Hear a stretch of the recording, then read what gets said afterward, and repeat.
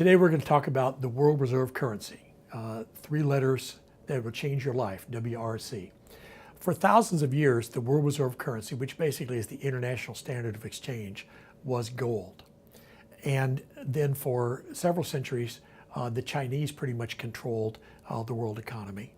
And then the British took over. They had a lot of guns and soldiers, and so they were able to make the British pound, the pound sterling as it's called, the world reserve currency. That changed after World War II, because during World War II, the other countries, remember the United States got into the war late. So the other countries were buying their war material, ammunition, tanks, planes, and so on from the United States, and they were buying it with gold. So we ended up with a huge portion of the world's gold.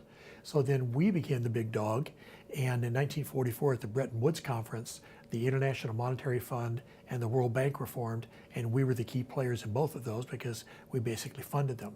So the United States dollar became the world reserve currency, as it is today. Now, up until recently, 90% of the reserves, this is where the world reserve currency comes in, the reserves in central banks, all of the countries, roughly 90% were US dollars. But as the dollar's been losing prestige, as people are learning not to trust the US dollar, that's dropped and dropped until we're averaging somewhere around 60%. And by the time you see this, we may have dropped below 50%. Once we go below 50%, we will lose our status as a world reserve currency.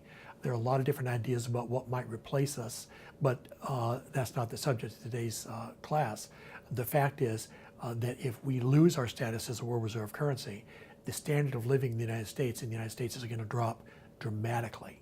Because right now, because of our status as a world reserve currency, oil is priced in dollars. You've heard the term petrodollars, okay? So it will be very, very bad for our economy, very bad for our standard of living if we lose our status as a world reserve currency.